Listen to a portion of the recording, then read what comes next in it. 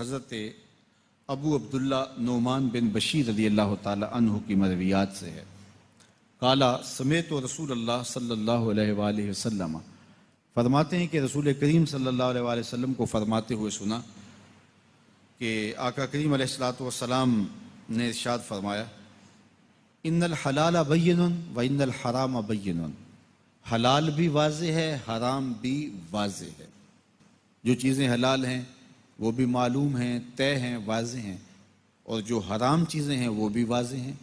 وَبَيْنَهُمَا أُمُورٌ مُشْتَبِهَاتٌ لَا يَعْلَمُهُنَّ كَثِيرٌ مِّنَ النَّاسِ، اور حرام اور حلال کے درمیان کچھ شبہ والی چیزیں ہیں، زیادہ لوگ انہیں نہیں جانتے۔ فَمَنِ اتَّقَى الشُّبُهَاتِ فَقَدِ اسْتَبْرَأَ لِدِينِهِ وَعِرْضِهِ، جس نے اپنے آپ کو شبہ والی چیزوں سے بچا لیا، اس نے اپنا دین بھی بچا لیا، اپنی عزت بھی بچا لی۔ وَمَنْ وَقَعَ فِي الشُّبُهَاتِ وَقَعَ فِي الْحَرَامِ، اور جو شبہ والی چیزوں میں پڑ گیا گویا وہ حرام چیزوں میں پڑ گیا۔ تو ایک چیز طے شدہ ہے کہ حلال ہے، ایک چیز طے شدہ ہے کہ حرام ہے، درمیان میں کچھ چیزوں کے بارے میں آپ کو شک گزرا ہے، لوگوں کی بھی رائے مختلف ہے، تو آپ اس سے بچیں۔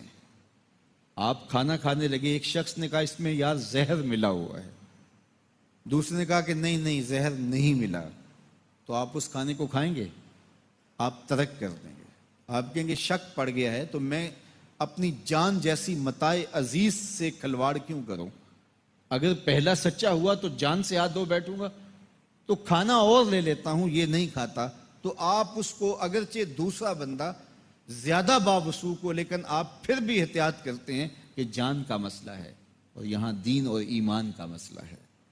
اس لیے شبہ والی چیزوں سے بھی بچنے والا اپنا دین بچا لیتا ہے، اپنی آبرو بچا لیتا ہے، اور جو شبہ میں پڑ گیا گویا وہ حرام میں پڑ گیا۔ اللہ کے محبوب علیہ السلام نے ارشاد فرمایا، حضرت ابو محمد حسن بن علی بن ابی طالب، امام حسن رضی اللہ تعالیٰ عنہ جو حضور کے نواسے ہیں، ان سے یہ حدیث مروی ہے کہ فرماتے ہیں کہ حفظت من رسول اللہ صلی اللہ علیہ وآلہ وسلم، یہ بات میں نے حضور سے حفظ کی ہے، حضور سے یاد کی ہے، حضور کے نواسے نے حضور سے یہ حدیث یاد کی ہے، یہ حدیث آپ بھی یاد کر لیجئے۔ اللہ اکبر۔ حدیث کیا ہے؟ یہ زندگی کا اصول ہے، اور یہ جو میں نے عرض کیا اس کی تشریح میں یہ حدیث آپ کے سامنے رکھ رہا ہوں۔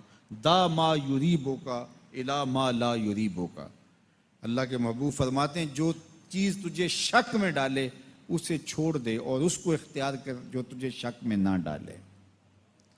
تو جس معاملے میں شبہ ہو جائے تو اس معاملے کو چھوڑ دیا جائے، تو پھر اپنا دین اور اپنی آبرو بچائی جا سکتی ہے۔ اللہ کے محبوب نے اس کو ایک مثال سے بیان فرمایا کہ ہر بادشاہ کی ایک چراگاہ ہوتی ہے، چراگاہ کے قریب اگر آپ بکریاں چرائیں گے تو کسی دن کوئی بکری اچانک آپ سے چھٹ کے اس چراگاہ میں بھی جو ہے وہ داخل ہو جائے گی، اور بادشاہوں کی چراگاہ میں جو بکری داخل ہوگی پھر اس کی خیر نہیں ہوگی۔ تو فرمایا جس طرح بادشاہوں کی چراگاہیں ہوتی ہیں، اس طرح ایک اللہ تعالیٰ کی حرام کردہ جگہیں بھی ہیں، تو اگر تم ان کے قریب گئے تو پھر اس میں پڑ جانے کا اندیشہ ہے۔